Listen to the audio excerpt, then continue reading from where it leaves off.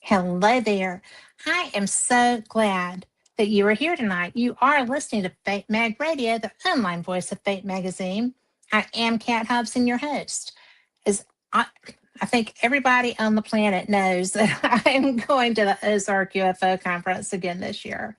And I'm so excited because the talent at this conference is absolutely amazing. The people they're accessible. It's easy to get to have a conversation, bounce ideas off each other, get some of your theories discussed along with theirs. And it's so easy to learn. It's just absolutely, it's my favorite conference. And I tell people that all the time, and they're like, oh, but you go to all these, big glam, blah, blah. And I do. But this one is, it was the first one I went to as Fate. I'd been to the others as Paranormal Experience before I started doing Fate. And the opportunity that was allowed me the very first time I went was to meet my friend, Stanton Friedman, in person. My other friend, Chase Klotsky, was speaking for her first time there. So we got to hang out. We had already met each other. But this conference is so accessible. Ideas are exchanged. Friendships are made. It's like old home week when everybody starts coming in. And it's like closing camp when everybody leaves. It's my favorite conference. So I say all that to say that I have seen these gentlemen do their lectures before. Not the same one that's coming up, but they're so good, guys. They're so good. And their ideas are very creative, thinking outside the box. And you heard Dr. Melinda Greer a couple of weeks ago. She was on with me. They researched together. They worked together. So you're going to really enjoy this show, I think. So this is Ron C. Myers and Alan Megargle, and they're Bigfoot and paranormal researchers, and their stuff is good. So let's bring them on. Hi. Hi. Thanks for having us on. It was sketchy there for a minute, but here we are. So never say never. Exactly. I live by that. That and it's easier to get forgiveness than permission sometimes. Those are my two rules. Absolutely. So, well, when I did see your trailer, and I don't know what else you would call that, the video, and I love the Bigfoot stories. I live not far, and I drive through the Alabama Bigfoot capital, I guess you would say, of our state. And I didn't even know that's what it was. It's Evergreen, Alabama. And I got off with my grandsons, taking them to the beach one day, and there was a Bigfoot statue by the McDonald's and Wendy's and Zaxby's and everything that you pulled in. And they had a fit. We had to stop and take pictures. And one of my cousins lives there. And I said, have you ever seen Bigfoot? And she was like, oh, Lord, girl, everybody has seen Bigfoot. But me, I have not. I was like, okay, well, there you go. But Bigfoot is a really intense topic. And y'all are really finding a lot more intensity with your work. And I'm going to tell you, I do not go on Bigfoot investigations simply because I am from here and I do know they're there because I've heard them. but I don't go looking for. And I've actually seen one. A friend of mine used to do that, and he was walking up. Every time he'd walk out of the woods, he'd just leave a camera on his shoulder. And so I just happened to catch his live, and I was watching. And as he's walking out, what I thought was a rock or a stump or something um, got up from behind a bush and turned around and walked the other way. Cool. And it was had to be a juvenile. It was not big, and I wouldn't have wanted to run into a juvenile anyway. But it was just such a bizarre thing for me to see that, because that's not my jam. I'm a ghost hunter, a UFO researcher. So, but I think that I want you to tell us what y'all think about what Bigfoot is, how they, I would say manifest, because I think that they can. But what led y'all on the path that y'all are following? I'd much rather listen to y'all than me. Are you talking about what was represented in the trailer, the book trailer? Yes. Well, it really started with Alan at a place in Colorado. And once he walked through the early stages, I'll tell you how I came to a conclusion about what the nature of Bigfoot is, which is very controversial right now. It's not very common, but I think for me and anyhow, it works quite well. And we've been gathering a lot of data points recently to sort of confirm that hypothesis. You want to begin, Alan? So you're talking about the what happened last summer, basically? Oh, what happened in Church Creek, how we got started, hearing the ARU and so on. Yeah. So there's an area not too far from where we live that I've been to many different times, and I was asked to take some people up there that were friends of mine that have never been looking for Bigfoot. So we took them up there. We had some really interesting experiences. We were using our ghost hunting equipment, and we actually had something interacting with our REM pod way back in the woods very consistently, where you could ask it to come up and touch it and back off, and it was responding very appropriately. And we went up the following weekend to see if we could dig in a little bit more, and met another friend up there who was really interested in that.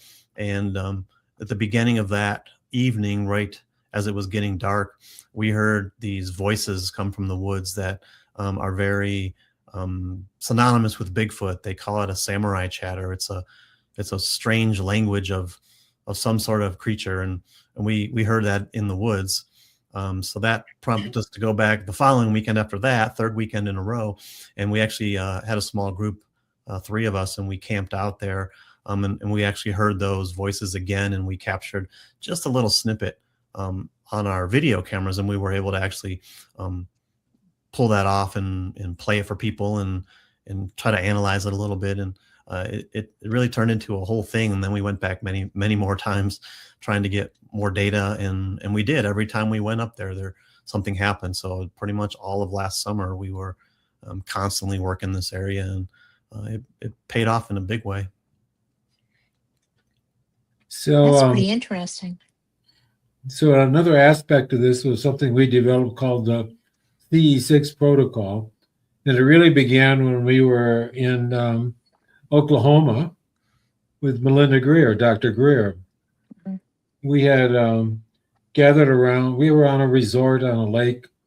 It's not a big resort. It's it's kind of a log cabins and not a massive resort, for tourists and so on. But we were sitting around the campfire, and for some bizarre reason, it occurred to me to do this weird chant that I had learned back a long time ago, and it's the basic vowels that form all language, and they are. Do you know what chakras are? Yes. So they start with the lowest chakra, and you go A, E, I, O, U, and you end up with the head chakra. And as we were sitting around with Alan and our cameraman and Melinda Greer, something started happening with Alan already felt, and so did Melinda, that there was Bigfoot present. Isn't that right, Alan? You had a sense it was good?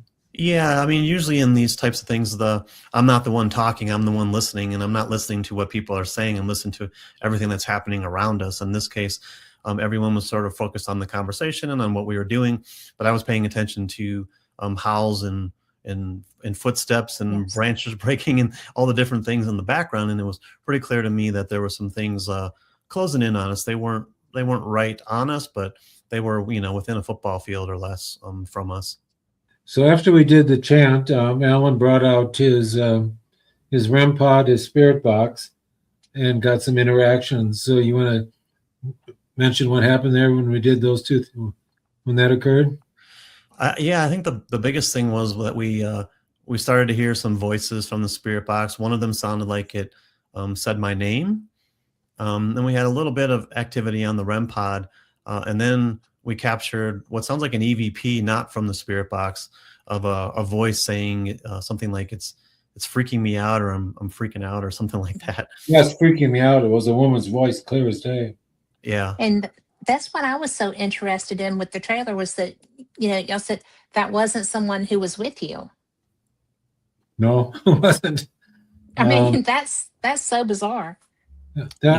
It was so clear compared to the spirit box, which is often kind of shaky, iffy, it can be. This was clear as bell.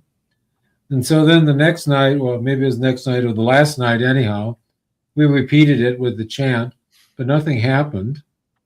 As we sat around, we had the equipment out. So we said, okay, well, nothing's going to happen. But then the most extraordinary thing happened. The little area where the fire pit is cut out of trees, deciduous trees that were leafy at that time. And Alan and Melinda Greer started walking towards the car. Cameraman walked towards the cabin. And I'm the old guy, so I was kind of walking out last. And all of a sudden I heard something crashing through the tops of the trees, not falling, but going horizontal to the ground.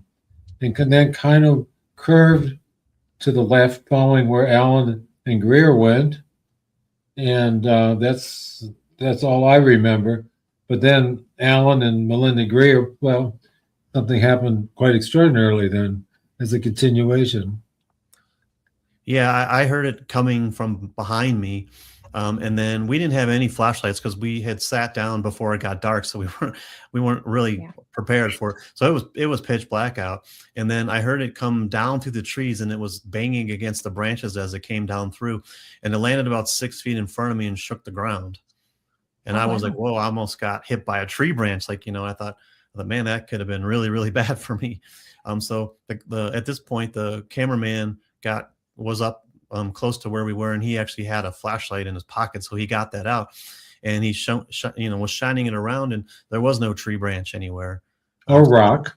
So then I started thinking, well, maybe it was like a rock and it came crashing through from like a Bigfoot or something, and we couldn't find a rock anywhere either. So we looked around for a while, and then we went back the next morning and spent quite a while looking around, and we never did find anything that we think could have been from that crashing down. So I have no idea what hit the ground right in front of me, but it was enough to shake you and scare the heck out of me.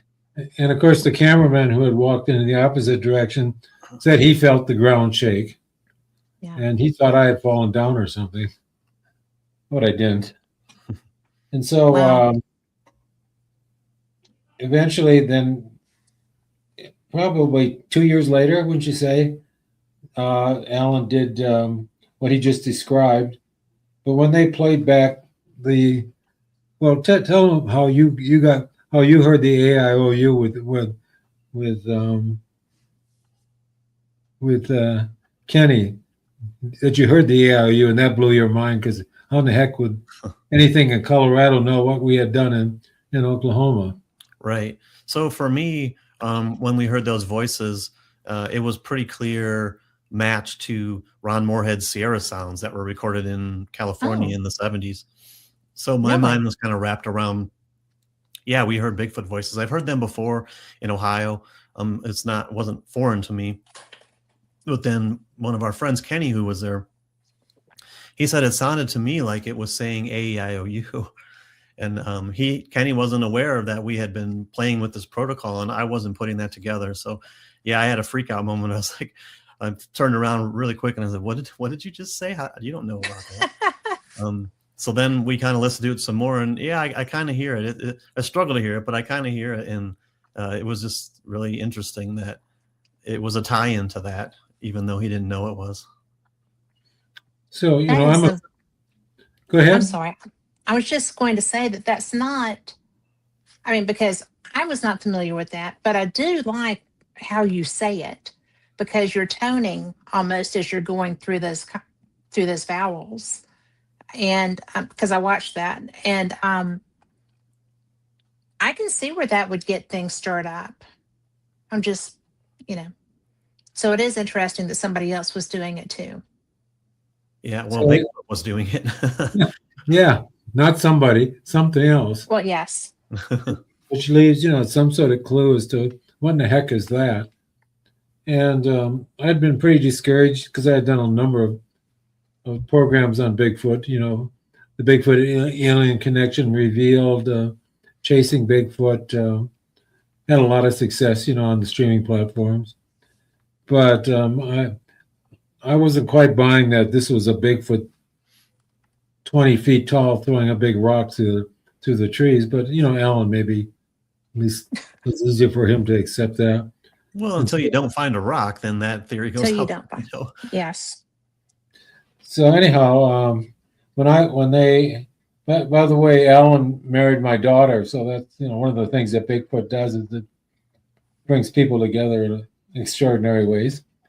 And she was all part of this investigation as well in Colorado. And so I said, well, I'm going to test this hypothesis, and it came to me that there's this hypothesis by a famous inventor and futurist, Jacques Vallée, the French guy. Yes, I've interviewed him. He's awesome. Yes, and so this is his theory that there's an ancient presence that's been guiding humanity since the beginning of language. And we're talking about a protocol, AIOU, which is how language began. That's informed language. People had to get together. That maybe I could test this hypothesis and see how Bigfoot would manifest if we created the intention to ask it to, the ancient presence, to manifest as Bigfoot for us.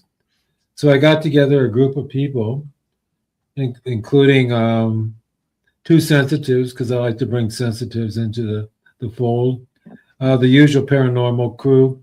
I had a friend, a Russian guy who was a technologist, and he had never experienced anything, so I thought it would just be get a neutral mind in the action, and a cameraman. I think there were 9 people in all, so we went to this place, Church Creek, which is in the middle of nowhere in the Rocky Mountains National Forest. And we began, and I also added a simple mindfulness meditation at the beginning, where you close your eyes in the first case and become aware of sensations in your body. It could be an itch, pressure, heat on your face, anything that you'd call a body sensation.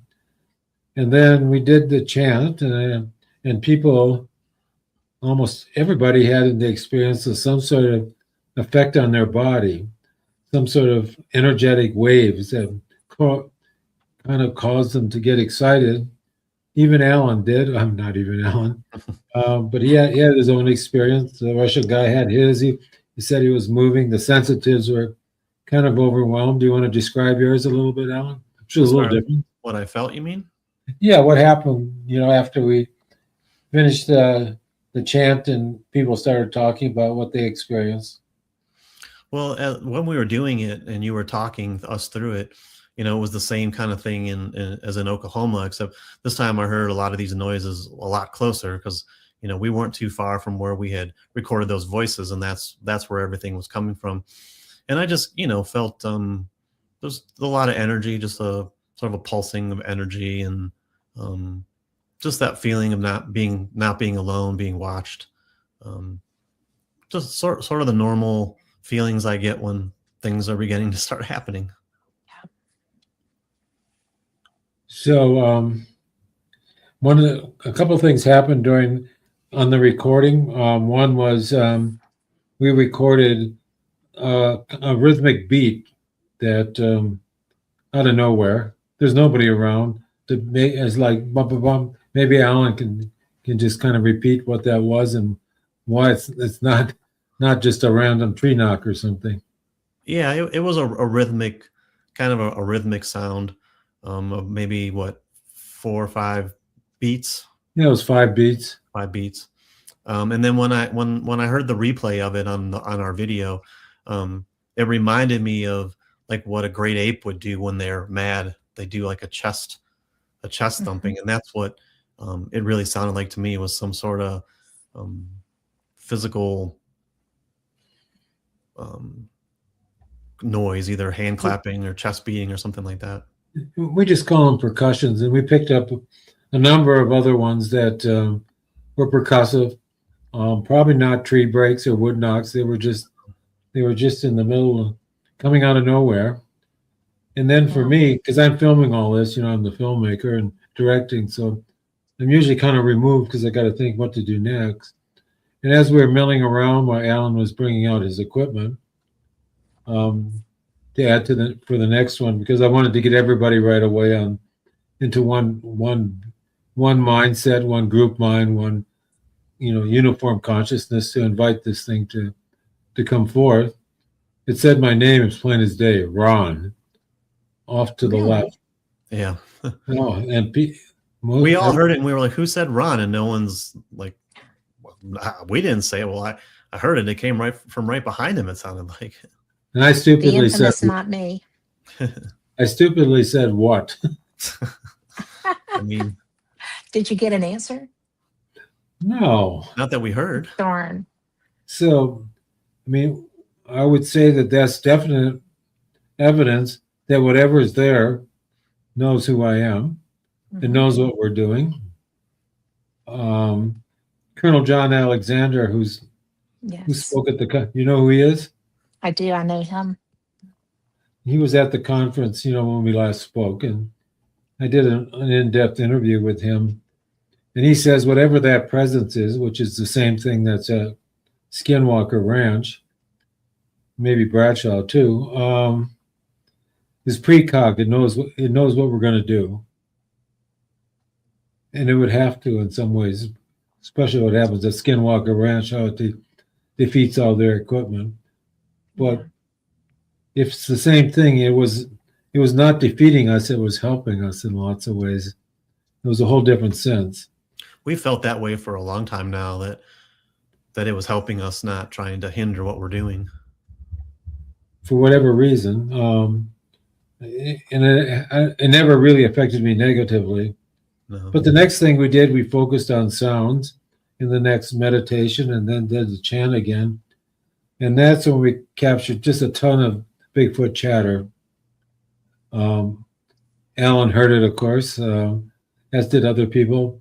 And we got it recorded. And when you see our movie or hear our talk, you'll hear it for sure. And then at one point, between the last and the last chant, it repeated back A-I-O-U for us. It did not. It did. That is so cool. Oh my goodness.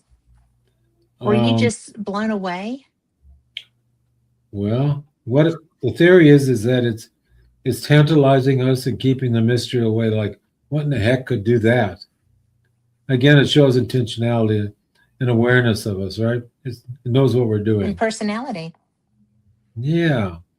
So you heard the stuff in the background, right? When we were doing the meditation on sound, remember, Alan? Oh yeah, for sure. It was coming from down by the site we have is kind of an open field area, and then it runs to the south. There's a kind of a dry creek. It's called Church Creek. We call it the Church Creek site. And it has pretty thick vegetation because there's water from the creek. And that's where most of the activity went. So Alan took his SLS camera. Do you know what that is, Kate? The SLS camera? Do we need to explain it, or should we just go on? Well, a little bit, because not everybody is going to be familiar with this. Okay, so Alan grabbed the Russian guy, because he likes Russian guys sometimes, and went down to the creek to see if he could pick anything up on the SLS. And he did. And you want to talk about it, Alan, or you just? Yeah, I mean, you know, the SLS is an interesting device. I don't know what to think of it, but I pointed it, you know, I turned it on and pointed it to where we were hearing things and getting the sense that we were being watched from there, and it picked up a couple stick figures that looked like they were maybe just in front of the tree line, I would say. So yeah, it's just another, you know, piece of the puzzle. I don't think in and of itself it's enough to say one thing or another, but when you start combining with all the things that are happening, it gets to be an interesting piece of evidence. Yeah, well, Dimitri. it is. I'm sorry. Go ahead. Well, you know, I'm a paranormal investigator, so I'm fascinated that you're using equipment that I use in your experiments and in searches. So I'm also fascinated that you're getting evidence with them, because that's not always easy to do. You know, it doesn't always happen. So I'm not one of those people that every time I go out, I think that I've got evidence of, you know, I don't always get interaction if there's not anything there. But it's so interesting to me that you're actually using stuff that is used in general paranormal investigations and you're getting results with it. Yeah. It's cool. Yeah. It's just another way for us to experience whatever it is. Mm-hmm. And it's difficult to do documentary films when you're talking about these kinds of things without having something to sort of help people understand that things are really happening. Sure. We're not just, it's just not me sitting in the woods being like, oh, I feel something here. There's more. I mean, there is that, but there is a lot I've more. been out with paranormal investigators that do that all the time, so it's okay. Which is great, and people probably are having experiences, They but are, it's yeah. really hard to convince an audience that, you know, things you are need good. something to show. Yeah. And those are great tools to do that with. Should we go on and say a few more things that happened, or? Oh, please do. So I love this. I mean, just so you know. Okay, just to wrap that up, Dmitry, the Russian guy who had gone down with Alan, we did a quick interview with him, and he said he felt like he was drunk. He could hardly stand up. What had happened had such a big impact on him. And then he kind of left the group and wandered off into the woods and had what's a classic near-death, an experience where the self disappears, Mm-hmm. and you're just one with what was there, in this case, the force. Have you heard about that kind of thing? Yes. And that was a big deal for him, and that's kind of how he occupied himself for the rest of the time. It was just so wonderful for him to lose the self, you know, and just be one with the woods or the forest, as he described it. He had never had that experience before. And a couple other things. Yes, it is. And the two psychics we had with us, two women, do a thing called toning, where they would, you know what that is? It's a way of. Our listeners may not. Yeah. I can't duplicate it, but they use their voice and call out like love, you know, and they do it really well. And at the same time, they were toning. Jesse, one of the paranormal team people, picked up on the what is it? The what's the device he has again, Alan? The camera, night vision. Is that what it is? A night vision camera that has audio on it. Yeah. He picked that up so we could match the toning, and we saw two possible examples of eye shine, one quite large and the other quite small, back in the wood line.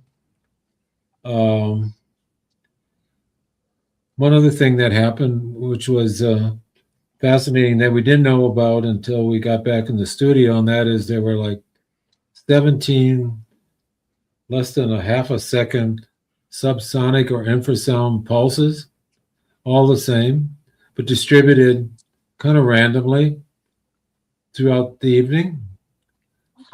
We could, you know, we had the audio equipment records them, and then through processing, just like the night vision, it can show that they occurred, so we can hear a simulation of it. Yeah, they sound like bangs. They weren't really bangs, but that's how the microphone picked up such low frequencies.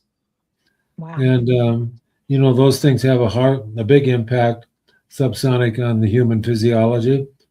Sometimes negative, sometimes positive, often associated with the feeling of Bigfoot. And then one other thing happened is that the Bigfoot smell showed up. While Alan was down with the SLS, the rest of us were up at the meditation circle side. The smell showed up. It was the same smell that they heard when Anna, my daughter, and his wife, and Jesse recorded the clear Bigfoot chatter up on the trail, where they had the same smell. And then it showed up again in Sedona a week ago. Yeah. So that's kind of what happened at Church Creek. And then we took it to Mount Shasta, the whole protocol. And again, we were at Ascension Rock. And of course, that's one of the most sacred spiritual places on the planet. And we had a shaman and a sacred site guide and took us to this place. And whatever the presence is showed up as a raven call, when there shouldn't be any. So during the 9.5 minutes that we did the chant twice again, the protocol, it punctuated words, and it only showed up, I think it showed up like 29 times during the 9 times, nothing before, nothing else. So there, and the raven is, in mythology, the gatekeeper between our world and the spirit world, if you want to keep it simple, or the other world, the non-physical world. So we're getting the idea that this presence can do all this. In other words, we relate it now to UAPs. If they can move things around without, that defy gravity and our physics, all the things we experience, it could do too. It would be relatively easy compared to moving an object as fast as they were doing it, when these Navy pilots recorded the event. So when you'll see all this in our PowerPoint when we talk at Eureka Springs, and you'll be able to hear it and see it. And I think it'll be good for people. Well, I think it'd be fascinating. And then just last weekend, we went to Sedona to this massive conference with about 750 people. Are you familiar with it? Sedona. I haven't been there. So I've been to Sedona, but I haven't been to that conference.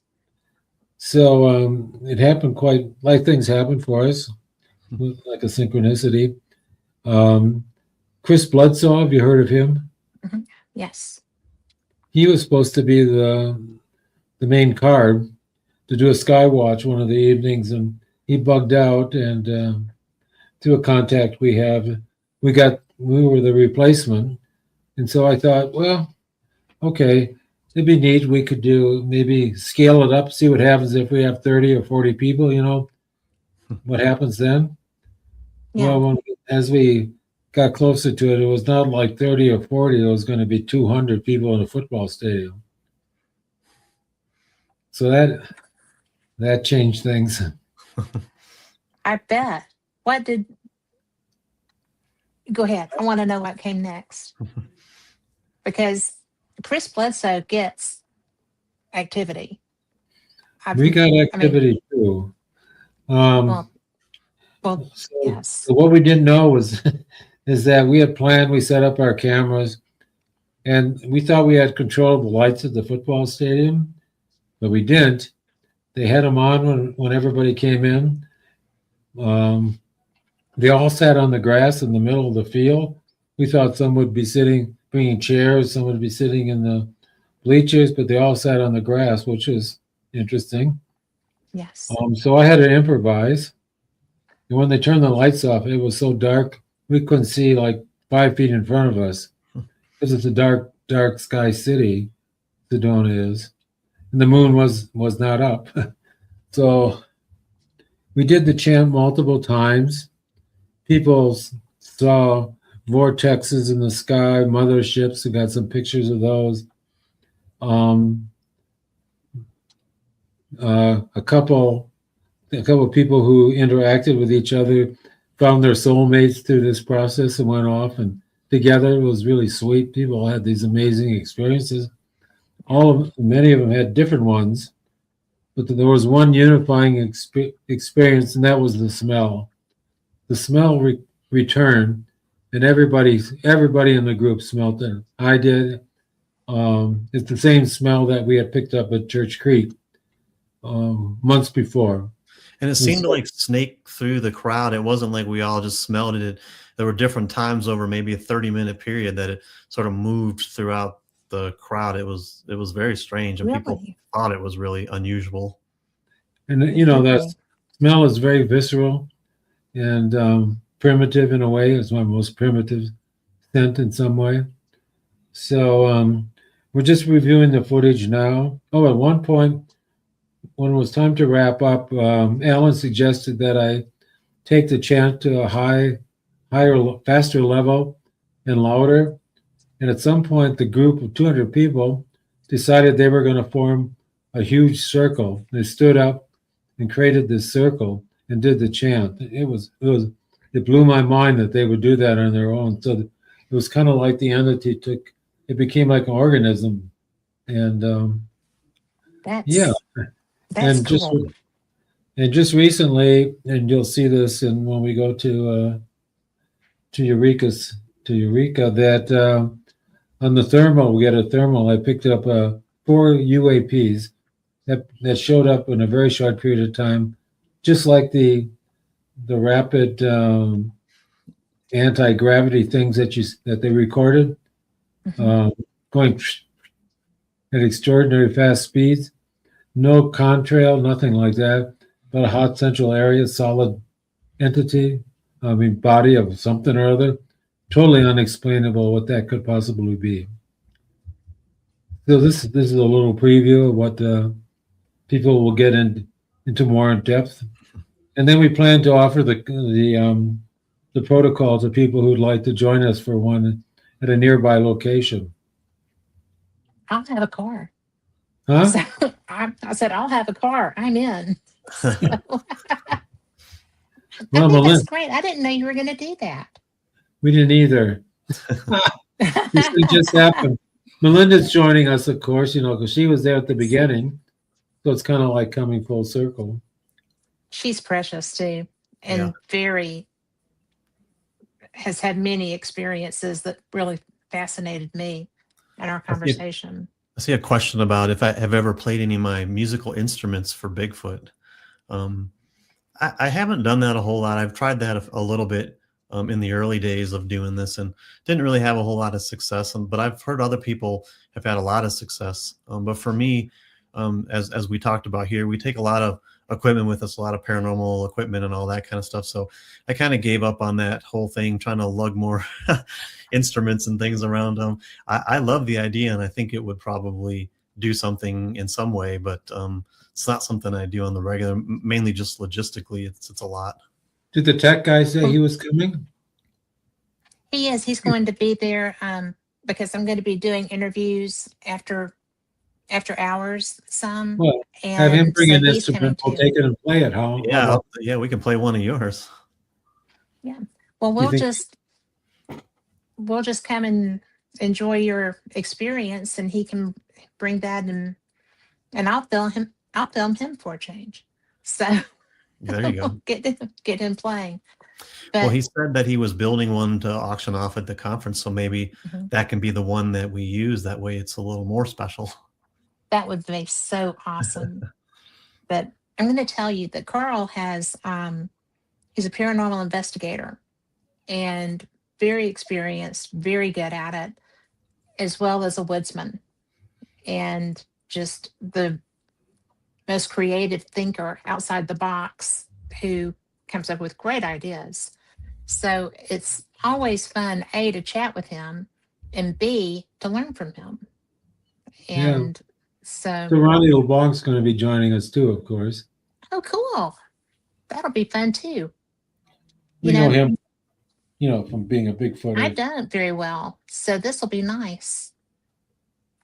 I just, I'm so, I don't do or have not done like seeking interaction with Bigfoot. I just never have. But it's so interesting to me because I know a lot of people who do. Like I said, I live in Birmingham, Alabama, but outside of Birmingham, Alabama, when I was in high school, there's a road called Highway 280, which is now like a 6 to 8 lane road, and it's a byway coming in and everything else, but it goes across Double Oak Mountain, and Double Oak Mountain used to be nothing but woods, and you had to go over it to be taken out to dinner at a restaurant out there. And if you got out there, you were a really great date. So it was a compliment to go. But that area had a huge Bigfoot population that interacted with the Native Americans who lived there. And it was rural Alabama has always had a large Native American population. And one of my friends was married to red or black. He's Red Cherokee chief. But she grew up on that mountain, and she said that it was nothing, especially with her grandmother, to have them coming and interacting. They'd be coming through, they would have their trails that they would use and whatnot. And I thought that she was just putting me on, right? And then I started researching, and she was not. And not that she would have anyway, but I just thought she was yanking my chain. And so she is probably about 20 years older than me and has the best stories to share about that. And I lived out there as it was being developed. And when she was telling me those experiences, I was like, oh my word, they had to think that they were just being run out of town. I mean, because it really is so populated now. Yeah. But to the south and the east of that, there is nothing still. So I know where they went, but it's just so interesting to me because when she was talking about some of the things that you're mentioning, I'm just like, ooh, okay. It's cool to have other people talk about it too. Yeah. So that's kind of a preview of what we'll be doing there. My hypothesis is the same as Jacques Vallée's, is that what Bigfoot is right now is that presence. It masquerades as Bigfoot. It masquerades as a raven. It can do anything like that. It can masquerade as a UAP. It has that capability, and it keeps the mystery alive. The analogy I use in the book, the book that's coming out, is that I already have it. It was good. Huh? I already have it. It's good. You do? I do. Wow. I ordered it. So. Way to go. Is that if you're living in a house and there's a lot of temperature changes outside and you don't know what a thermostat is, and you don't know that you're connected to a air conditioner and a furnace, you're probably totally can't figure out how the temperature stays so nice. And so the analogy is that we're living in let's just put it this way, the presence is the thermostat, and it modulates the mystery. If the mystery gets too weird, it settles things down. If people get too blind and stuck, it creates more mystery.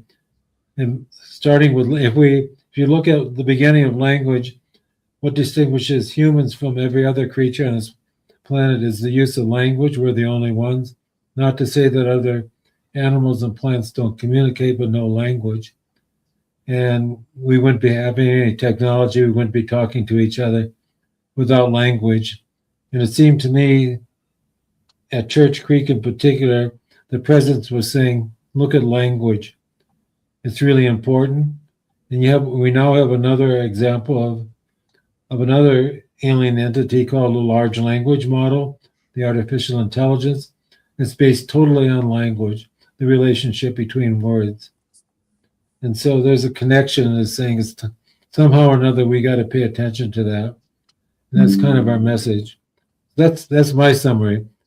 It's Bigfoot is this ancient presence masquerading as a Bigfoot in any way it can. Because if it can move these things at speed, UAPs at speeds that defy all known physics, doing a little chatter is going to be pretty easy for it. I don't know. You want to summarize yours, Alan? Where are you at right now on this? I mean, I don't know where I'm at with all this, to be honest. I gave up trying to figure it out. I enjoy having the experiences. They're meaningful, and they seem to be guiding me in certain directions. And it just is what it is. I just let it be what it is. It seems to be really interested in what I'm doing, and I'm obviously really interested in it. So I think it's a good partnership in some weird way. Yeah, we work together quite well in the sense that we feed off of each other as what to come next when we're doing an investigation. And that's really cool. And I think it's sort of unique. And if you come with us, you'll see how that happens. I'm excited to be seeing that. You know, there's so many ways that with all of the anomalous topics that are out there that show up at the different conferences that we go to and things of that nature. When I was first talking with Ray Hernandez, I did not know that much about him. And I know that you interact with him too. Yeah, Ray put us in touch with Melinda. Yes. And, I think that that's one of the best parts, because he is, with his, greater realities, with all of the work that he does and his friends and associates do, there's so much out there. There's so much connectivity in ways that we don't really know, without being in a position to educate ourselves and realize what's actually happening. And I think that that's one of the things that I like about your work, is that you are taking some of that mindset into what you're doing. You're using ways that people generally don't to research Bigfoot. And, I've talked to people that did the Olympic project, is it, up in Washington State? Yeah. And sure. Yeah. And other things, a young woman that was doing that. And I was just like, I don't know. How do you feel when you're out there? Because she was out there by herself. And her husband made a big thing to put on top of her truck to be, secure sleeping or whatever. But and she was so drawn and interacted so much that she didn't feel threatened at all. And I found that amazing, but because of the connectivity and interactions that she had, it wasn't something that terrified her. I myself might have been terrified to be out there like that alone. But I don't think alone in the woods is ever a good idea. But I mean, well, I'm not a woods woman. But it's just so well. No. Okay. But not that I don't love it. A lot of my friends used to. We have a place here called Lake Purdy, which is in that area that I mentioned where my friend had grown up with interacting, and we used to go there and camp out. I camped out twice. It's the only times I've ever slept on the ground. And it was just like, oh my goodness. My grandma used to laugh and say that our idea of camping out, of roughing it, was, the lobby of the Holiday Inn. And that might be true. But it's just kind of, there's so much to learn. And I wanted to ask you, because I have heard from different researchers that, are you familiar with the triangle here in Alabama? Or not the meadow. It's an area of pretty high strangeness.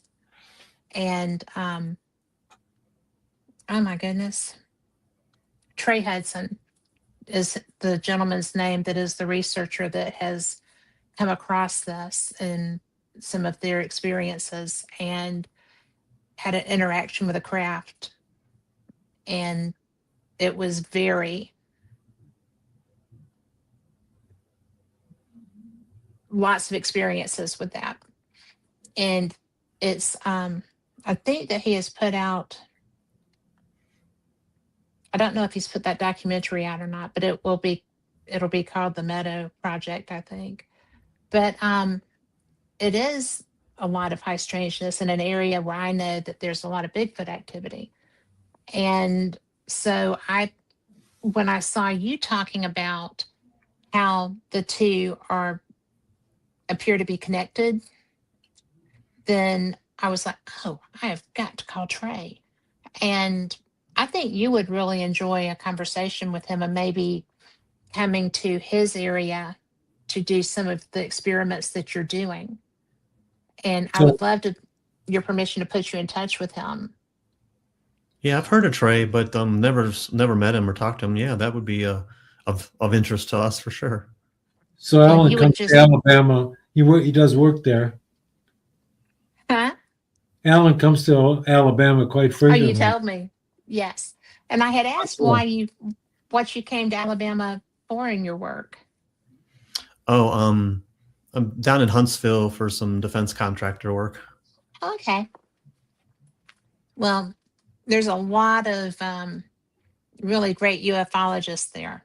So the Scientific Coalition for UAP Studies is a group that, if you haven't already, you should connect with. I'm a member of that. Okay. So it's a lot of people that are way smarter than the average bear. Y'all would love them. But have you already hooked up with some of them since you're coming so often? No. Well, it's you probably like it. They're really rocket scientists, and probably your mindset leans that way too. So. Yeah. Okay. Sounds good. But I just think that have you read Trey's book? No. On the Meadow Project? But it's I think that would be a good mix between y'all. Sounds like it. Because yeah. But that place, that meadow has some serious high strangeness. But well, when you were talking about being in Sedona with Chris Bledsoe, I invited him to come. So we were not, excuse me, we replaced him. He bugged out. Oh, you replaced him. Okay. I misunderstood. Yeah, so he was supposed to do the Sky Watch. And for some reason he just bugged out and they were in a panic, and so we replaced him. How's that for? Sounds like a good thing. Yeah. Because I know that he's going to be at Contact in the Desert and was talking about some of the stuff, but that's a hard place to do a Sky Watch because it's not dark. Oh. Although I did see my first Starlink there. But have you seen our movie on Bradshaw Ranch? I have not yet. I was trying to make notes for this show and doing all the stuff, but I wanted to talk to you about Bradshaw Ranch. Do you have time? We have a little bit of time. Because I know you sounded like you were wrapping up. This is a 2-hour show, so I'm going to be talking a little bit more after you leave, unless you want to stay. You're welcome to do whatever you want to do. But how did you get involved with that project? Bradshaw Ranch? Uh-huh. By, some synchronicities. I love synchronicities. We were looking for a place to conclude a movie, and I was looking at my news feed in the morning, and the first thing was the vortexes of Sedona, because Bradshaw Ranch is just like 15 miles from Sedona, the city of I Sedona, didn't know that. as the crow flies. And then I started saying, well, okay, I'll contact some people, see if there's something weird we could possibly film. And one of the psychics I talked to gave me the name of a woman, CJ, and he said she's from Colorado. Give her a call. I called her. She says, yeah, I went to this place called Bradshaw Ranch, and we had to climb under a fence. And said this weird stuff goes on there. And we quickly learned that Bradshaw Ranch was like the next Skinwalker Ranch. We've done investigations at Skinwalker too. And so over the period of a year, we made 2 major trips there, did a lot of filming, got a lot of cool stuff. Alan had his sighting of a Bigfoot. I interacted with an alien entity and poked a laser at its foot and it kicked it. And so and then we went back to it. What was it? It'd be a week ago yesterday, right? Saturday. We went back to it 2 weeks ago.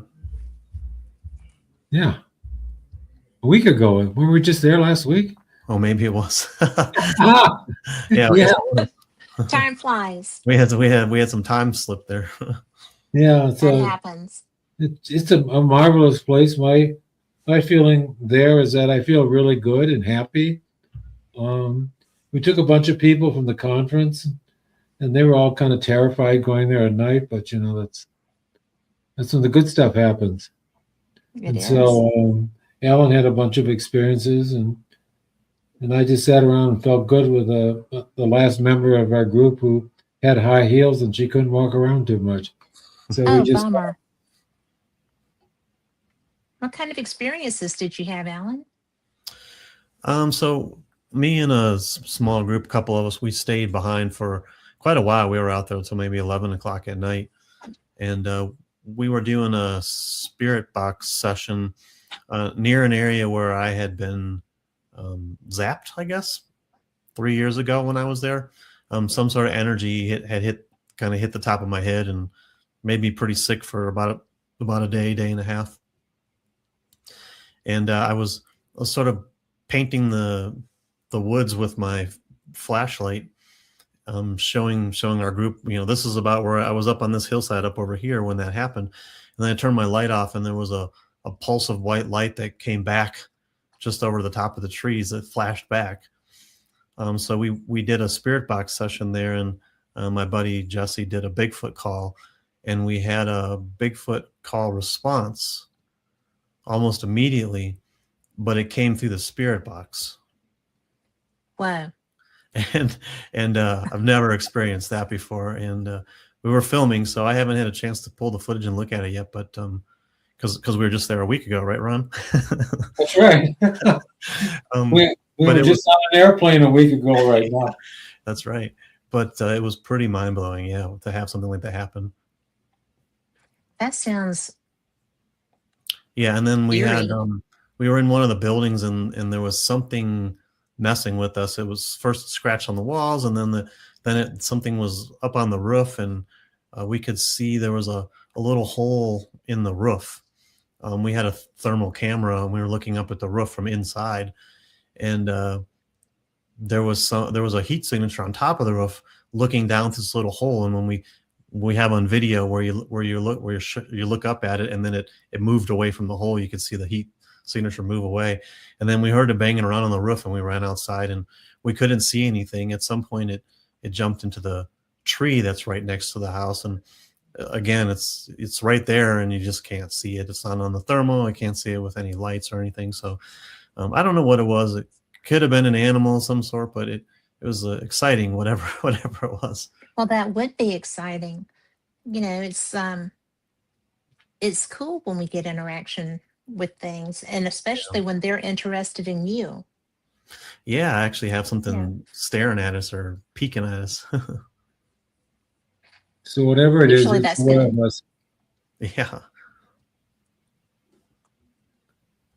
I'm sorry, Ron, I stepped on you. What'd you say? I said, so whatever it is, it's very aware of us. We've known that for a long time. Yeah. And probably in some sense, it's guiding us to do what we're doing as filmmakers and bringing the protocol to people.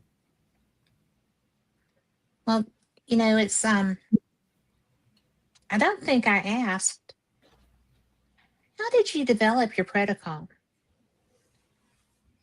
Well, it happened by accident. I described it when I was with Greer and that thing crashed through the trees when we were in Oklahoma.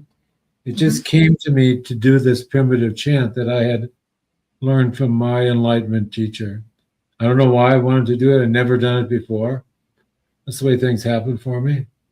And then stuff started happening. And from there, it just kept building and building. And I added the meditation component because I think it helps unify the mind. And then when the chant is done, it's done as like one entity. So it's pretty simple. It just comes along in some ways. And then whatever happens after that is pretty much determined by what happens when it responds to and we ask it to interact with us. Well, it's an exchange. Unpredictable. It's a mystery, as I said. For sure. Well, I'm sure they think that we're weird and unpredictable, because we are. But I think that had to be it was interesting that you had that sound crashing down at you, but it had to be so trippy, especially when you couldn't find anything that had fallen. I mean, because you looked that night and then you looked the next day.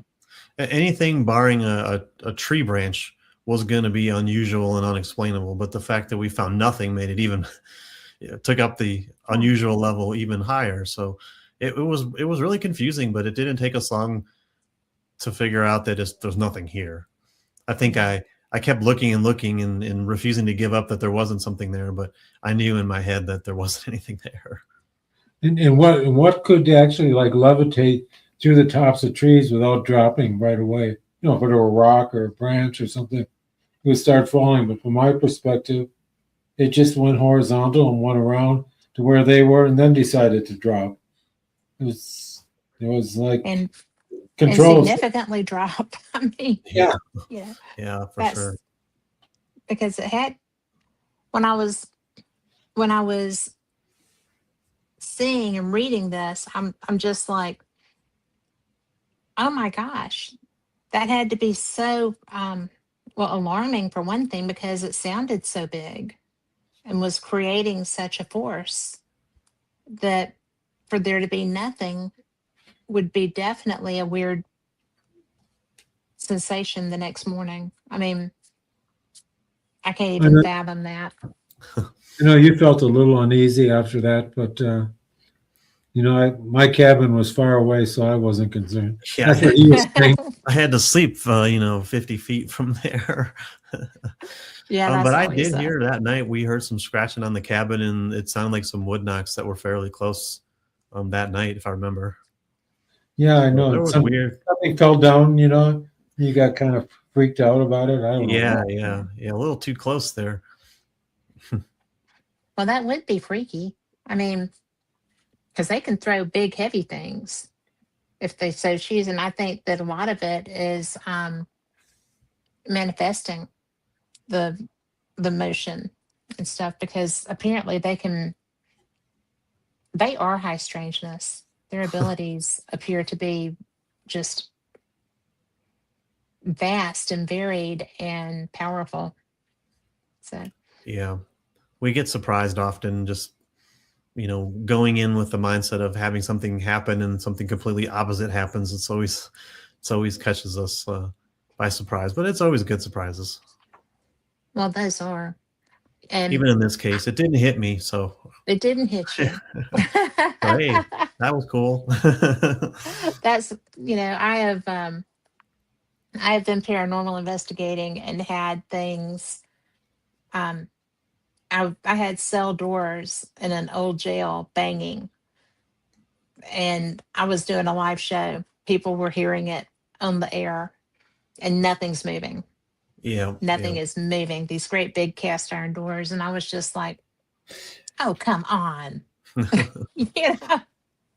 And then they started messing with my computer, and I was not live on the air for a bit after that. Oh, wow. But yeah, energy. But it was just kind of a education for me because I did see them move things. You know, they didn't in that instance, those big cast iron doors, they weren't still, they were cast iron. They were slamming to beat the band.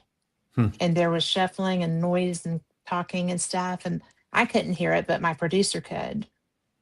And I was just like, am I okay? He said, I'll tell you when you need to go. And I'm like, okay, make sure you do.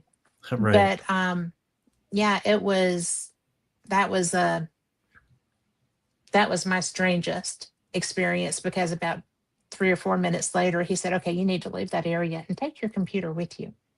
And I'm like, okay. He said, no, really, you need to pick up that computer and leave that area. Hmm. And I said, I'm out. I went to the kitchen.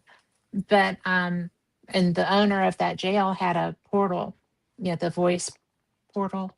Sure. And it was speaking at me and about me. And that was an education because I just finally, my dander got up and I said, I'm here to help you, right? And we were doing a show just to raise awareness of the jail and stuff.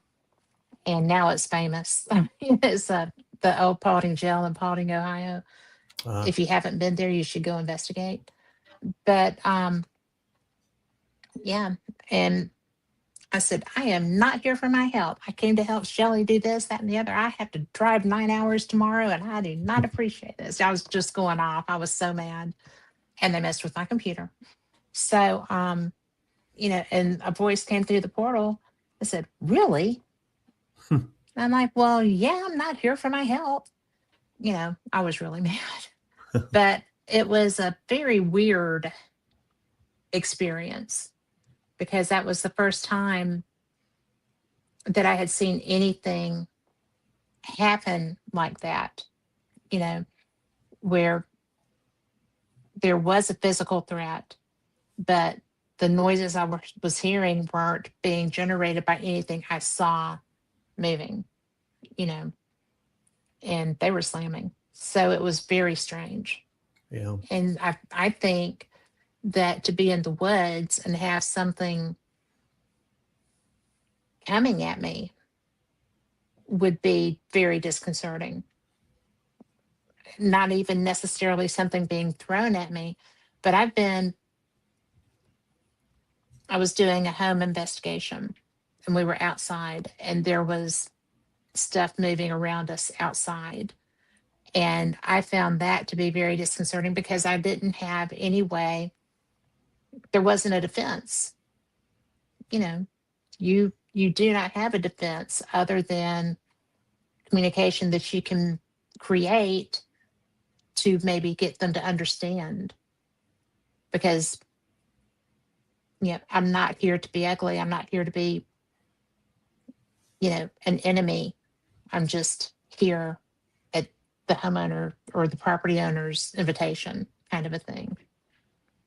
And I don't think that would work with a Bigfoot. I don't know. I've never, to my knowledge, come across one. I've smelled one. And I've seen one on my friend's video as he was walking out of the woods. And I was so maybe, glad I wasn't there. Perhaps in 2 weeks you will. I'm hoping. So is this going to air before the conference? Well, we're live now. Oh, we are. And So should we end with inviting people to come to the conference? As inviting them to come, don't you think? I think. I mean, they know I'm going to be there, and they know y'all are going to be there, and now they know who y'all are, if they didn't before. And it's really, the more the merrier, I think. Absolutely. Can I ask you a question? Which one? You. Sure.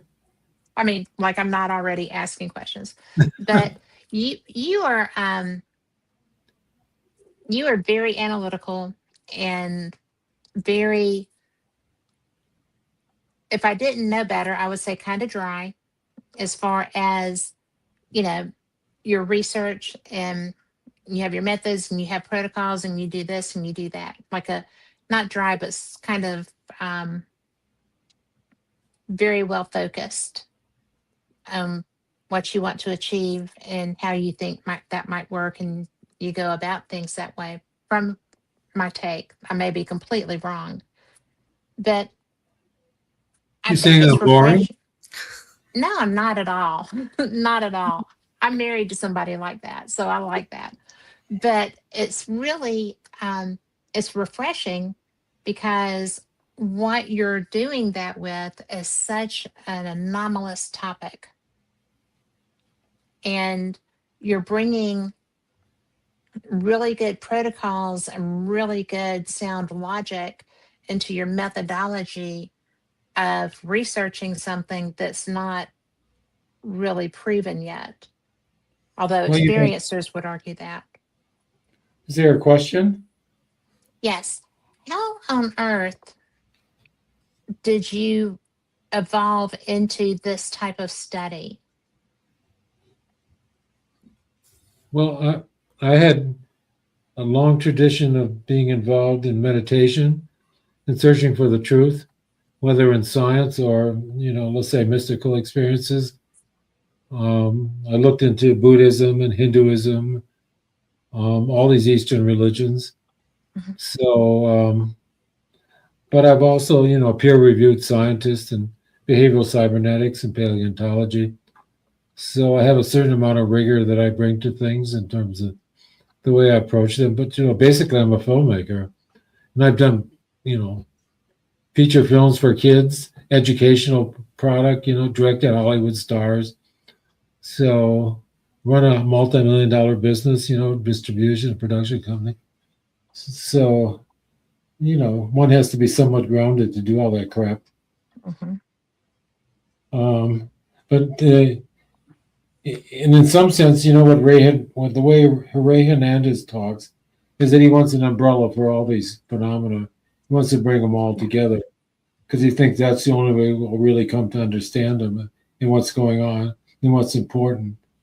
And so I kind of adopted that point of view, and it really came about because of the guy on the other screen that he introduced me to the possibility that Bigfoot itself and how it shows up is a kind of experience that belongs under that umbrella. I think Ray adopts that now himself, Yeah.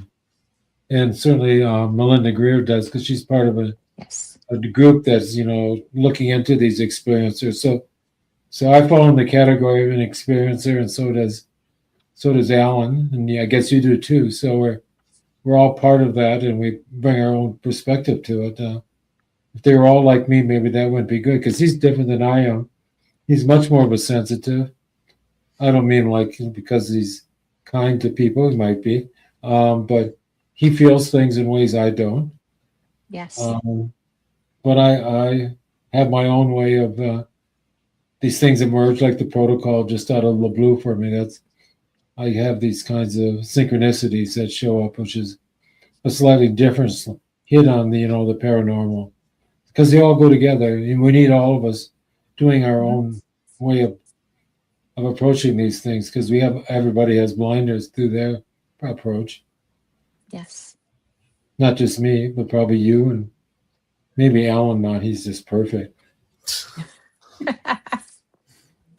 Well, Is that good? or he wouldn't have been allowed to marry your daughter, right? Yeah, it's been a good thing. Yeah.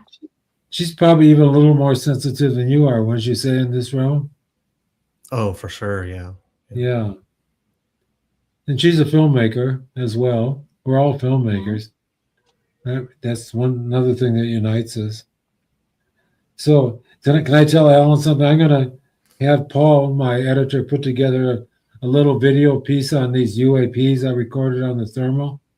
and we'll Dropbox them to you, and we'll conclude the PowerPoint with them. Yep, And I'll sounds tell good. Nancy, huh? Sounds good.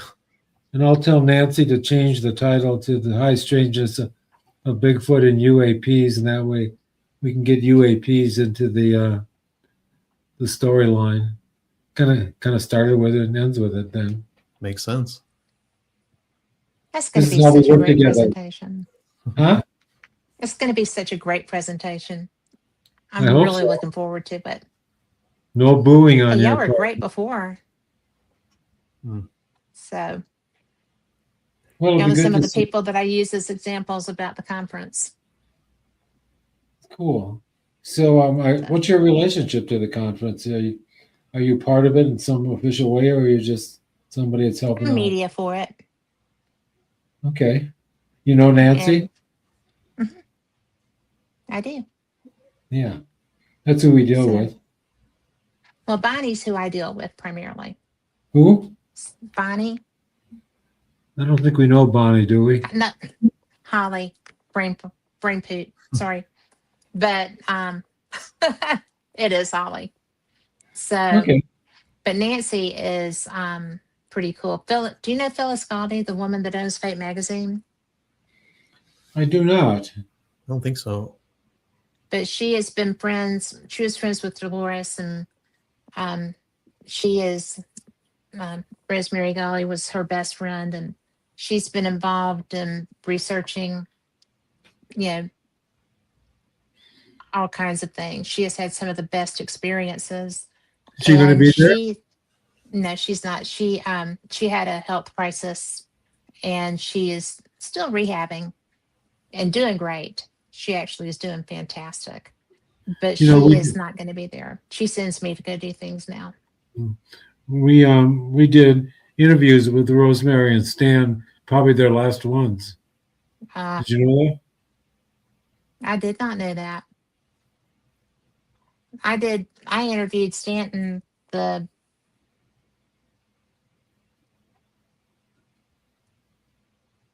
Wednesday or Sunday. I do shows on Wednesday and Sunday. I think it was Sunday. And because when he called me in, he was going to a conference, and that must have been Wednesday. He was going to a conference and he hadn't been feeling well. He had a doctor's appointment. And he was like, well, yeah, can I just do an hour? And I was like, you can do whatever you want to, my friend. I don't care. I'm just glad you're here. And so we talked, and he decided that he didn't really want to go, but I'd already lined somebody else up for that second hour. And I was like, well, you can stay and talk too, you know. And he was like, no, I'm going to go ahead. And so I got a call um, that weekend that he had passed away on his way home. So Oh, that was a, and he really was a friend. He was a sit down and chat together when you see each other kind of friend. And that was the first time I ever got him on the show. I called him and he called me back, and I answered on my watch, and I panicked. I was like, I'm going to have to call you back. And so, you know, and he was like, well, I don't know what to, I said, I'm Dick Tracying you. I'm going to have to call you back, but I'll call you right back. And so I found my phone, and I called him back. He's like, what is this Dick Tracying you're talking about? And I said, my watch, Stanton. I was talking to you on my watch. I just couldn't, you know, I'm so sorry. And he just started laughing, and he was like, so you want me to come on your show? I was like, if you don't mind. And he was like, I think I'll do that. And I was like, thank he was a you. good guy. We He enjoyed. was a great hanging out with guy. him. Yeah. So I think I got it. I thought this was just an hour or so. That's all right. So, I'm just I glad got you're here. Thank you. Okay, good. And we'll see you in a couple of weeks, I guess. 10 days. All right. I'm counting them down. I only know Okay. that because I checked something on my Delta app. Okay. It was like 2 days. But thank you so much. And you know what? I am looking forward to this presentation. And what night are you going to do the adventure? The protocol, we don't know yet, Friday or Saturday. We haven't made up our mind yet. All right. Well, I will make sure that I've got the appropriate shoes to go out and wander. Okay. So, because I look forward to it. Thank you. All righty. Bye-bye. Bye.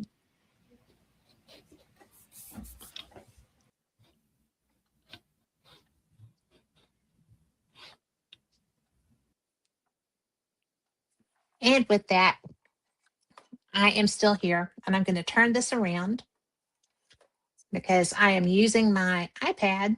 Uh-oh. Okay. Now, so I had such a good time with that conversation. And if y'all have not had a chance to read the book, Carl, we've got that book cover in our, let's see, I'm just not going to do that right now. But it is going to be such a great lecture. And to be able to go out and actually follow their protocol, if you can go and look at the video, excuse me, the video, which I'm going to have a picture of here just in a minute, you just won't even believe that these people are able to accomplish what they're doing. It's fun. There you go.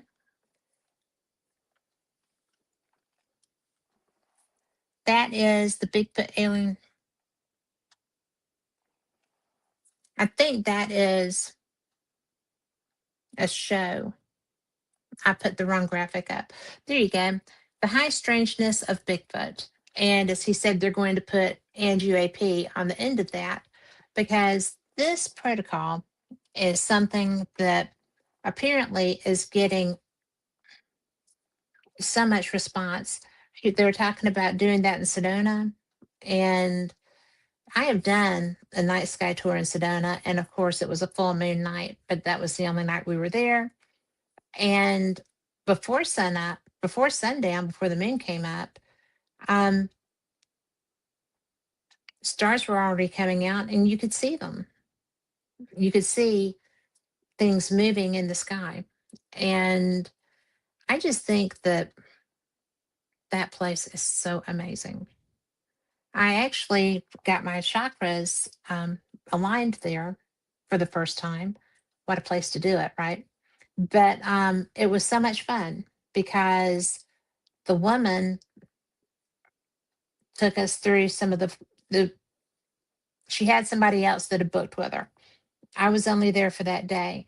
And she reached out to the original woman who said, yeah, tell her to come. We'll do, we'll have a good time. So I got to go and do these things. And I got to have a chakra alignment on at one of the vortexes, on one of the vortexes. And that was something that I wasn't real sure what I thought about that, if I trusted that that was a real thing or not. And it is. So I was still having a little bit of um, newbie reaction to some of the more spiritual things because I had not really been exposed to that where I am. So to get to have that experience was pretty cool. I actually love what I do because I get to go and find these places and do these things. And I think that that's pretty cool. I'm very blessed.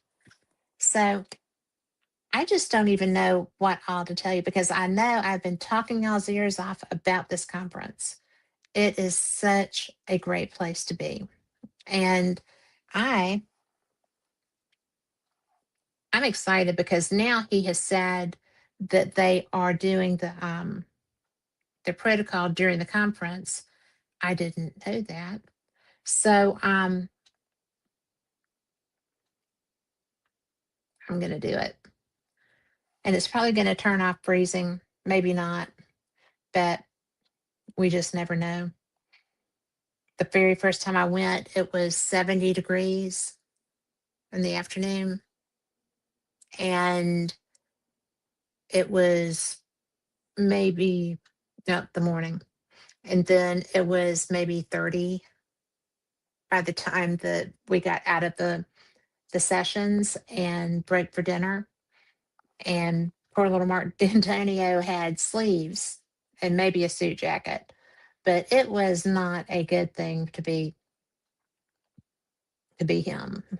And I actually went into town and bought the ugliest sweater I've ever seen in my entire life. But it was just, oh my goodness, it was hilarious because it was cold. But Mark D'Antonio is going to be there. So he's one of the keynote speakers with Steve Bassett. And y'all may remember Stephen Bassett. He was the gentleman who, he is a actual lobbyist on UAP in Washington, D.C.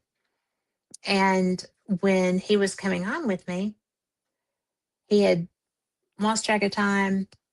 He was calling in on his cell phone. He just ducked into a coffee shop off DuPont Circle and called in. And that was one of the best conversations ever with somebody who I could only see corners of his face. And he was so amazing. And so that was actually the start of a good conversation set. He's a really nice man. And so he is one of those people that you just don't really know what you're going to get with him. And I know I'm going to break all kinds of protocol and I'm going to read you something. But he is one of the most recognized political activists in the world, pressing for formal disclosure and of an extraterrestrial presence engaging the human race. And he's the founder and executive director of the Paradigm Research Group, PRG. He has spent decades working to end the government-imposed truth embargo surrounding the UAP ET reality. Bassett has organized multiple disclosure press conferences at the National Press Club in Washington, D.C., briefing journalists, researchers, and political leaders on evidence of its extraterrestrial presence. And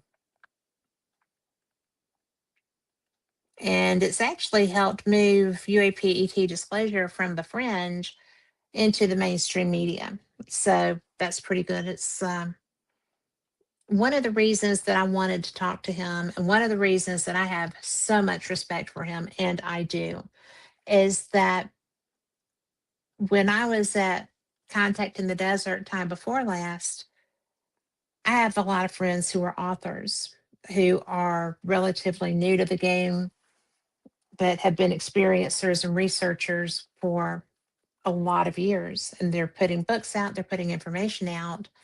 And Steve went to them. And I heard more than one conversation because it's a small room, right? And he's like, I'm going to put you in touch with my publicist. I'm going to get you out. We're going to get your book out. We're going to get you out. We want you talking about this stuff because it's real and it's true. And, the information needs to be out there. And I mean, I was just a fly on the wall, right? Waiting on my friends to finish what they were doing.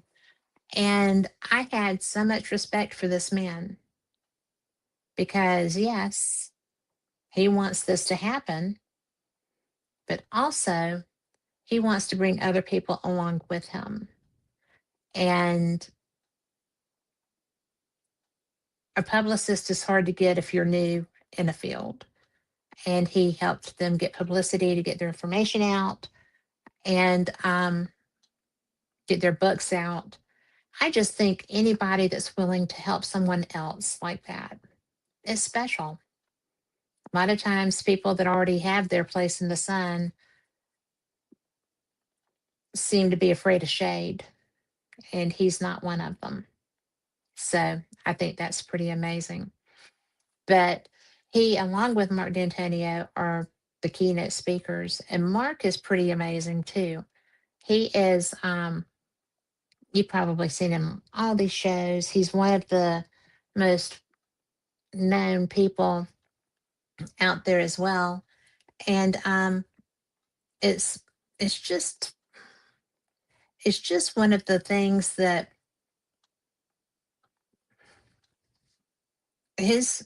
his topic is going to be From Here to There, the search for extraterrestrial life. And Mark is one of those people who also likes to learn. He's a genius. He is he's just a genius.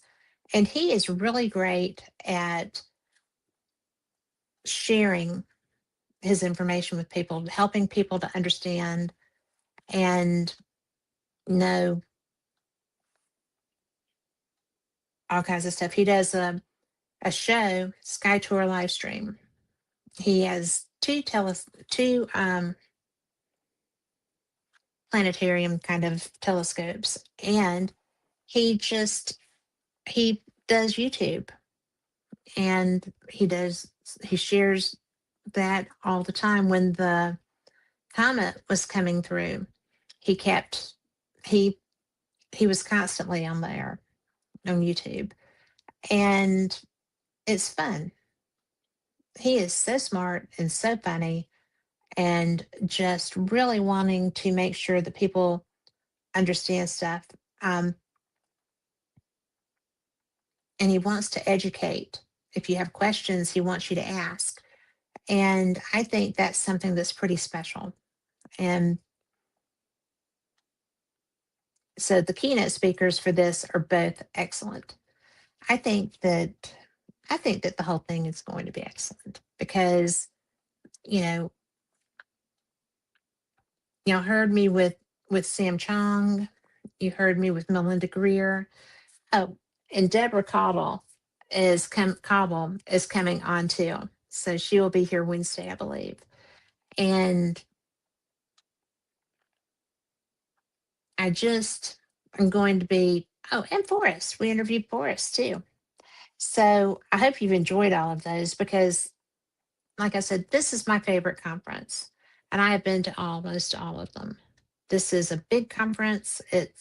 I've been to the big conferences. This is not that big. It's, let's see, is this the 35th?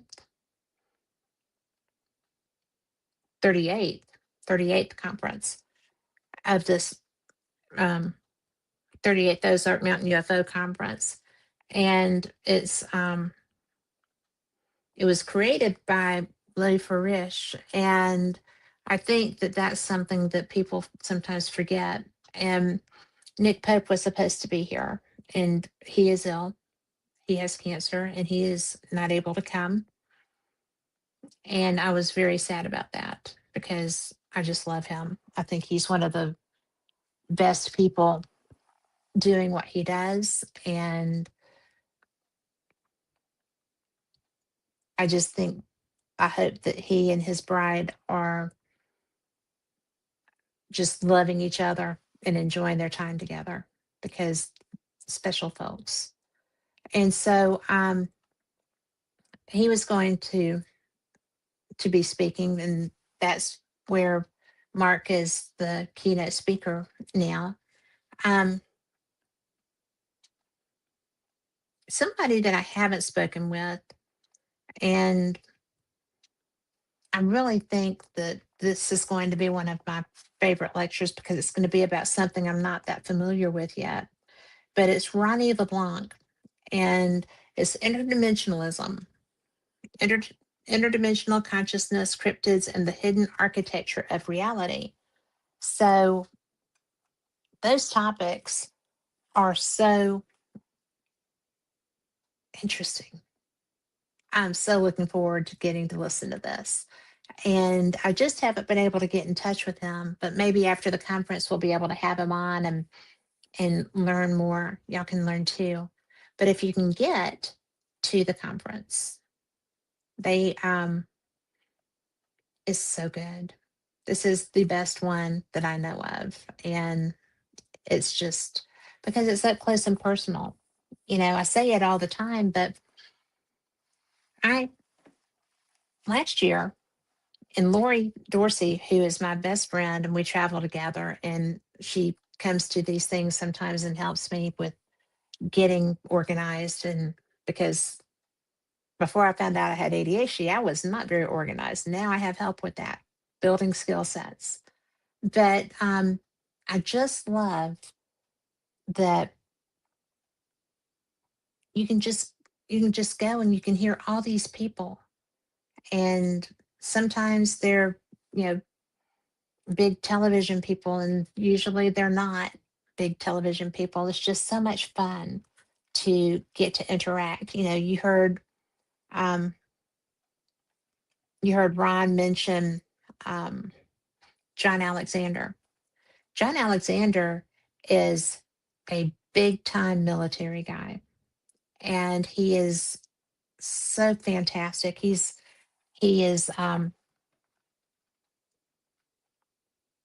he's just funny, but you wouldn't know it until he started talking, right? So it's fun. And when I first met him, I had just been researching the Men in Black phenomenon. And he told me a Man in Black story. And so I was just like, oh my goodness, that is the coolest thing ever. So we started talking about the different writers that I had been reading relevant to the topic and stuff. And it was just neat, you know. And so then I go to the um, SCU, Scientific Coalition on UAP Studies conference, and there's John Alexander. And that was fun because he's just a nice man and very informative. And one of the things I've learned is that if there's a topic that you're not really sure about, or something that interests you, but you don't know how to go about researching it really, you don't know a good source or something of that nature, at this conference, the talent is right there where you are. It's a big room, everybody's sitting in there listening to the speakers. And it's just brilliant. It's a brilliant setup to be able to have questions. I mean, you know, don't monopolize, just conversation. And everybody's pretty much eating breakfast in the, you know, hotel restaurant, or, you know, dinner. I go down into Eureka Springs, but, you know, it's just nice to be able to interact and interact with other experiencers or people that are just curious and want to be there to learn about this stuff. And, you know, we're 10 days out. I'm so excited about that because hopefully I'm going to be able to do some Facebook Lives from there and just kind of keep people up to date on what's going on. And hi, Noreen. And thank you for being here. I appreciate that. And I'm on my iPad because there was a glitch with my laptop connecting. But I would, oh my gosh, thank you for talking to Anthony. So, Anthony Peake, she's friends with Anthony Peake, who is one of the nicest men that I met at Contact in the Desert when he was speaking there. And he gave me his card and told me that, you know, I just enjoyed this and everything else. And so when she was in my chat, when I was talking about Contact, she knew him. So she told him that, you know, that I had said those things. So thank you for that. But yeah, well, she said Anthony looks forward to being a speaker and because he loves it. And that's because he's good at it. We always like to do what we're good at, right? I think so. And Noreen, thank you so much for letting him know I said hello. But see, that's another example. This is a great big world, right? And so there's just things work out, synchronicities. The world is full of synchronicities. And I think that's cool too. So if you have someone that you would like for me to interview, reach out to me. I'm on Facebook. You can go to Fate Magazine Radio or Fate Magazine Radio Live, or Catherine Hobson, and message me, find me on Facebook. And, if you want to come on and talk about something, then, if you have some work that you're doing, I would love to talk to you. I have no problem at all with bringing people forward. I think that if we don't do that, then we get stuck in kind of a rut sometimes.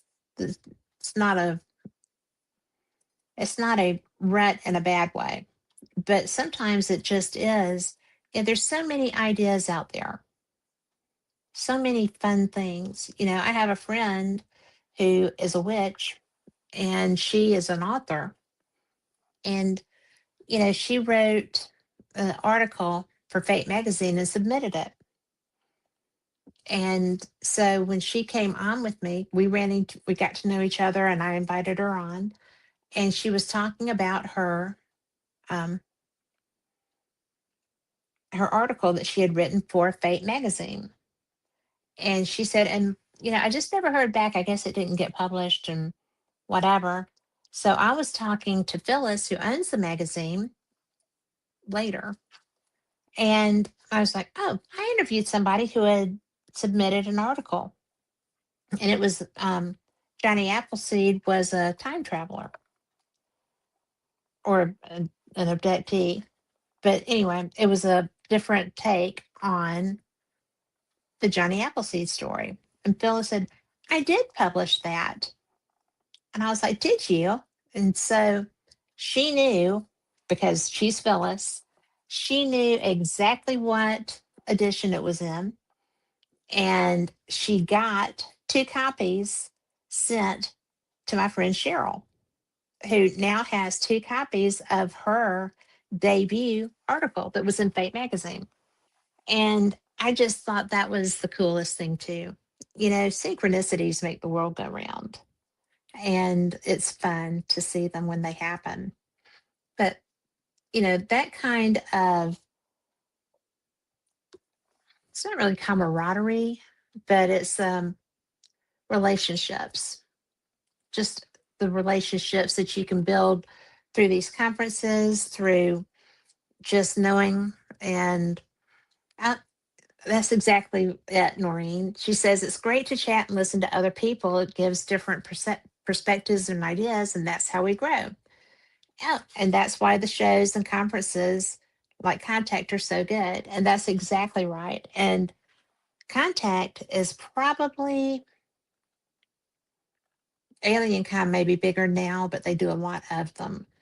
But Contact in the Desert is a once a year thing, and it used to be held in Joshua Tree, snakes and scorpions included, right? And in fact, Tracy Dolan, Richard Dolan's wife, was there my first year, and I was in open toed sandals. And she was like, isn't this great? I was like, I love this location. She said, yeah, and you get to wear open toed shoes too. No snakes or scorpions. And I was like, I do not do snakes or scorpions. So I was really glad that they changed that venue too. But, it's and that's another thing, you know, when you go to these and you talk to people and you become friends with people that you might not have ever come across anywhere else. And it's fun.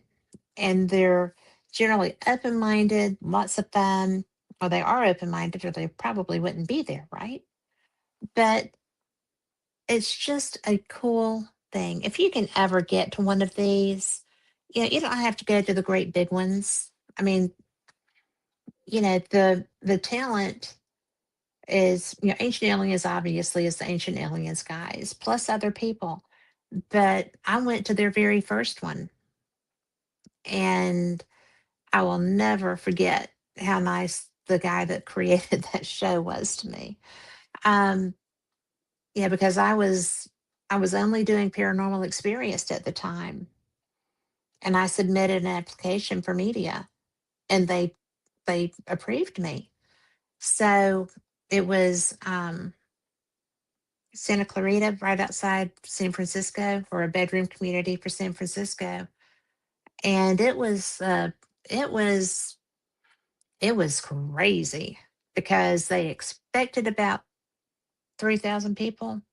They got right about 9,000 people, and it was a small venue. So they were shifting and shoving and doing and making it work. And I sat down with Kevin for a few minutes, and we were just chit chatting. And he's like, "Well, how did you come to be here?" I said, "You let me come."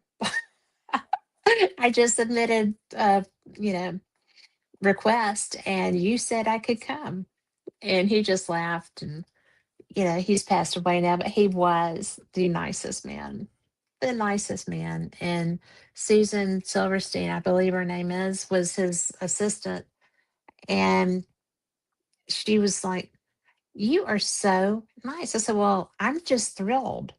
I'm thrilled to be here because all of my listeners," and I had a lot at that time, but before I got deplatformed, I'm trying to build it back up now. But it was so funny because it was just crazy. So many people wanted to be there. They finally had to move the lectures out to the consent vendor area because people couldn't hear, couldn't listen. So they just took over the vendor area because it was a great big open room, which was not great for acoustics, but fortunately there was enough stuff in there that it helped. But and that event has just been growing and growing. The second one was Travis Taylor's first time there. And he's, I know people pick on him about his rockets, but he's really one of the smartest people in any room that he goes to. And a lot of them, he may be the smartest person. But I think that he is doing a good thing. I offended him once, and I really hate that I did that because I didn't mean to. But it's so funny because we run into each other at events, and he's always really gracious, and I am too. So it's really cool to be able to have these opportunities to just interact and to learn and to spend time. And it's like when Ron was talking about um, Bradshaw Ranch. That's not some place that I've really been that familiar with, but it fascinates me. I think that any of these places, and I do know that people think that some of these are just blown out of proportion. But if you have a location that is consistently getting anomalous actions, you know, Skinwalker goes back, let's see, I think I was in my 30s the first time I heard about that. And a young man named Brian Skinner wrote a book about it back in the day. And he had been, for his misspent youth, he used to kind of maybe trespass there a little bit. And he had experiences. And, it was something, really something to read about all this stuff. And I never dreamed that when I became an adult and, you know, not just a mom, but a beba and, doing all these things, that this would be what I would be studying and researching and presenting to my listeners. It's just one of the things that blows my mind. And it's such a gift. I feel like it's such a gift to be able to be even on the fringes of these conferences and learning and seeing what all is out there and getting to learn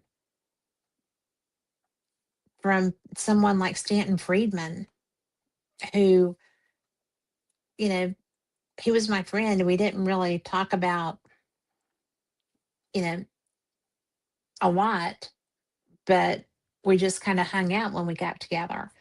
And I would sometimes pick his brain if I had a question about some of the stuff. I went to the Nuclear Museum in Las Vegas, and it was after he had passed. And I really wished that he were still here, because after I saw that, I had questions, because he worked there in that desert when they were developing that weaponry. And he had a lot of knowledge. He wasn't just a ufologist.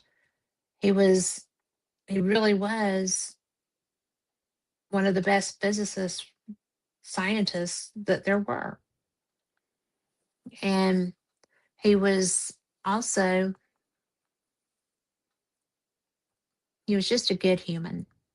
So there are a lot of people that knew him a lot better than I did that I know miss him tremendously, because he was that guy. So I miss him a lot too. And I'm just so fortunate. I'm not going to lie. I am so fortunate and so thankful that I get to do these things. And I'm appreciative of the fact that I have people like Carl in my life, and his bride, Tammy, and, my friend Denise Pridemore, who is the host of the Paranormal Pride, who's on hiatus right now. And the gentleman that y'all are going to be able to meet through the show soon, the three J's, who are going to be coming on with me separately. And I'm going to introduce y'all to the men of the Dark Realm Network. So it's really a fantastic place, because I don't know if y'all know that you can see replays on your Roku TV. So Dark Realm Network, that's us. And how cool is that, right? Because when I lost my platform, I was deplatformed by a couple of social media things, and I'm the most boring little old lady on the planet. And I got yeah, there you go. But it's just so amazing, because you don't know who. Sometimes you don't recognize who is in your corner and has your back, because for whatever reason, Denise has been one of my best friends for a long time. Carl has been a good friend and will always be a good friend. It's just amazing how things work out, like the Things Network. But anyway, I'm just going on about the weather, I reckon, but it's a big thing. It's a good thing. And I appreciate so much having the friends that I do, the people that are into the paranormal with me, that I can investigate with. And, it's so funny, because Denise is such a psychic that, you know, if you investigate with her, she's going to know everything when you get there. It's so funny. And my other friends who are, Mark Elliott Fultz, he is the best psychic I've ever come across, who does all the things that he does. And it's so, if you investigate with him, it's just because he already knows, right? It's so weird, because I will be getting something, and I will go and say, I need you to come here. He already knows. It's just like cheating, right? Too funny. But if you have any questions, or you want to know whether it's about places to stay or eat, or what conferences are the absolute best that you are kind of like must sees, or you know or if you have something that you think is the best place in the world to investigate, or the best conference you've ever been to, because I do paranormal conferences too, but they are if I do them, then I am not as able to speak to, or I don't get to listen to the um, lectures so much because I'm there as a vendor for Fate Magazine and Paranormal Experienced. But I just love learning, and especially from people that do what I do with success. I want to know how they're doing it too. So that's fun. That's fun to me. I like to learn. But I will say that the come on, brain, Gettysburg Battlefield Bash is a really good, strictly paranormal conference to go to. They support children with cancer and the Wounded Warriors. And both of those are fundraisers close to my heart. And I think that that's probably one of the best. I know where that money goes. And not all conferences are fundraisers. Sometimes they're just conferences, but that one's a fundraising conference. And everybody pays their booth fee to help with that. Everybody, they'll do raffle tickets or whatever. People donate a lot of things. And, I like that they let you help them help others. I think that's a big deal because, it's just, we're a great big community and we're supposed to be able to bring our skill sets and what matters to us to help other people too. So get out there and do that. But I'm going to go.